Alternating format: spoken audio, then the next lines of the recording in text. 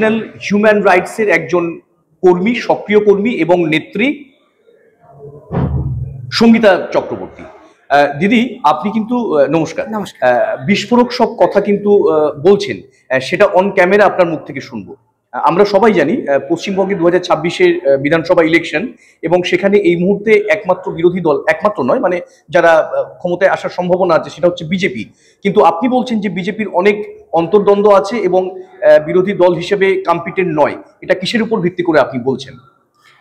দেখুন, এখানকার বিজেপি নেতা, তাদের অধিকাংশ যারা বসে আছেন আমাদের রাজ্যে, তারা অধিকাংশ হচ্ছে তল্পি বাহক বা ব্যাগ বাহক, মানে তারা ব্যাগ বোয়ান কেন্দ্রীয় নেতাদের, এবং তাদেরকে ভালো ভালো হোটেলে খাবার পরিবেশন করা থেকে শুরু করে ভোগবিলাসের বস্তু পর্যন্ত কামিনী কাঞ্চন দিয়ে সন্তুষ্ট রেখে এবং গোটাকতক বডিগার্ড নিজেদের পাশে আশেপাশে রেখে তারা রাজনীতিটা করেন। তারা মাঠে ময়দানে নেমে গরিব মানুষের, কে বাড়ি পেল না, কে জল পেল না, কে ঘর পাচ্ছে না, কে একটা টয়লেট পেল না, এই সমস্ত যে সার্ভে বা ইনভেস্টিগেশন করার জন্য বারবার যে টিম আসছে এবং রাজ্য সরকারের কাছ থেকে আন্দোলনের মারফত দিয়েও যে আদায় করা বা ছিনিয়ে আনা, এটার কোনো চেষ্টা বা প্রক্রিয়া তারা করেন না।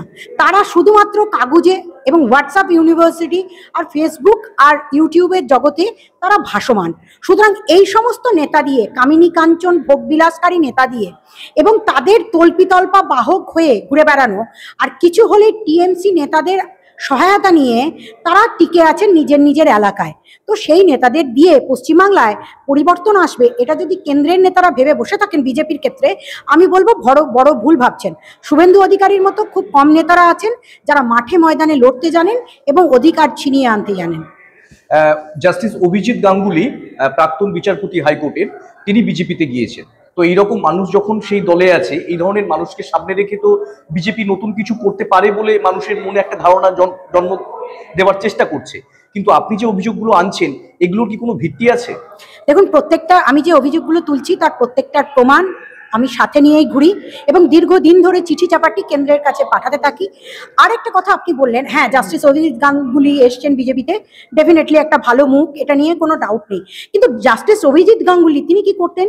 বিচার দিতেন হাইকোর্টে বসে, তার তথ্য সামনে উকিলবাবুরা ধরতেন, সেই তথ্য অনুযায়ী তিনি ভালো ভালো বিচার দিয়ে গেছেন এবং রায় পেয়েছে বহু মানুষ, এটা নিয়ে কোনো ডাউট নেই। কিন্তু একজন ভালো নেতা হতে গেলে যে গুণগুলো থাকা দরকার, অর্থাৎ সাধারণ মানুষের কাছে নিজের গ্রহণযোগ্যতা তৈরি করা, অর্থাৎ জাস্টিস গাঙ্গুলিকে আমরা টিভি মিডিয়াতে দেখতে পাই, তাকে সাধারণ মানুষের কাছে নিয়ে যাবার মতো মানুষ খুবই কম। তিনি সাধারণ মানুষের সাথে কথা বলেন না। কিন্তু সেটা কি বিজেপিতে একেবারেই নেই? সাধারণ মানুষের কাছে যাওয়ার মতো নেতা, কম্পিটেন্ট নেতা আছে, এটা নেই যে নেই একথা বললে ভুল বলা হবে। কিছু মানুষ আছেন যারা সত্যিই কাজ করছেন, কিন্তু তাদেরকে বসিয়ে রাখা হয়েছে। কেন বসিয়ে রাখা হয়েছে?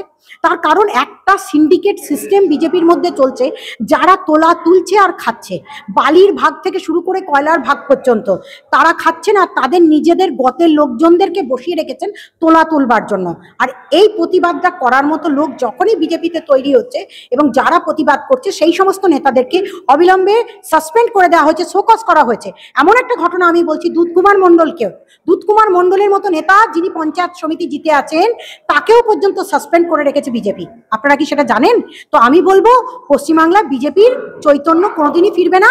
আর শুভেন্দু অধিকারীর মতো একটা দুটো নেতা যারা গলা ফাটাচ্ছেন, চাচাচ্ছেন বলে এখনো বিজেপিটা টিকে আছে, সত্যি করে বিরোধী এখনো পর্যন্ত এই রাজ্য সরকারের তৈরি হয়নি।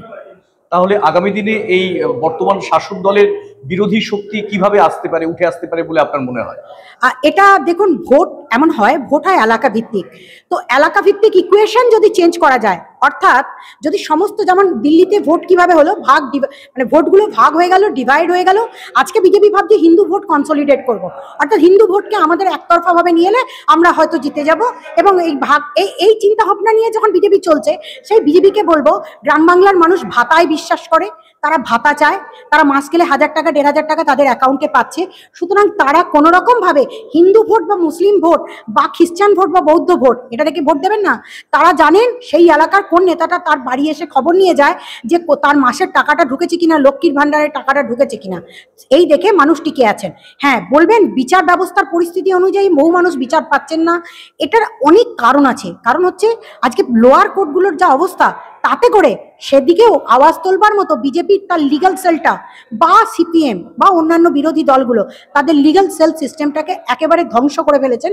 জেলায় জেলায়ও সেখানেও কিন্তু ওই শাসক দলের দাপটের কারণে আজকে কোনোভাবেই ভালো প্রতিদ্বন্দ্বী মমতা সরকারের এগেনস্টে পশ্চিমবাংলার বুকে অন্তত নেই। তাই ভোট ইকুয়েশনটা চলবে ওই কামিনী কাঞ্চন ভোগবিলাসকারী নেতাদের দিয়ে নয়, নারীবাজি লবিবাজি করে সিন্ডিকেট সিস্টেম দিয়ে বিজেপি যতই টিকে থাকার চেষ্টা করুক না কেন সাধারণ মানুষ তাদের ছুঁড়ে ফেলে দিচ্ছে। এবং বিজেপির মধ্যেই যেভাবে আওয়াজ উঠে গেছে যে তাদের নেতারা যেভাবে দুশ্চরিত্র লম্পট, তাদের বিরোধিতা করার জন্য বহু মানুষ ময়দানে নেমে পড়েছে।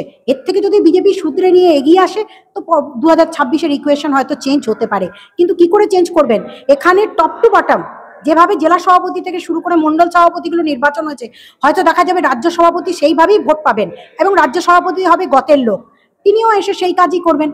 আমাদের মানুষ, সাধারণ মানুষ 2021-এ যেভাবে অত্যাচারিত হয়েছিল, ভোট পরবর্তী হিংসায় মারা গেছিল, খুন হয়েছে, অত্যাচারিত হয়েছে, বাড়ি লুট হয়েছে, ধর্ষিত হয়েছে, তাদের জন্য বিচার এখনো দিতে পারেনি। তো সেই বিজেপি আশা করে কি করে যে সাধারণ মানুষ এই নেতাগুলোকে দেখে আবারও একবার এই অগ্নিকুণ্ডে ঝাঁপ দেবে? তার মানে 2026-এ আসন্ন বিধানসভা নির্বাচনে আপনি বলছেন বিজেপির দশা খুব করুন, খুবই করুন। যদি এখান থেকে শিক্ষা নিয়ে তারা যদি একত্রিত হয়ে লড়াই দিতে পারে তো একটা ভবিষ্যৎ পরিকল্পনা ডেফিনেটলি ভালো হবে। কিন্তু মোহন ভাগবতজির মতো মানুষ যদি এসে এখানে 2 মাসও থেকে যান, কেন 2 বছরও থেকে যান, তাহলে বাংলা বিজেপি দিদি মোদির সেটিং চলতে থাকবে আর আখেরে সাধারণ মানুষগুলো ডিপ্রাইভ হবে। আর শুধু শুধু রাজনীতির শিকার হয়ে গরিব মানুষগুলো বিচার চাইতে চাইতে টাকা পয়সা খুইয়ে কোর্টের চক্করে নিজেদের জীবন শেষ করে ফেলবে। অসংখ্য ধন্যবাদ দিদি। ধন্যবাদ।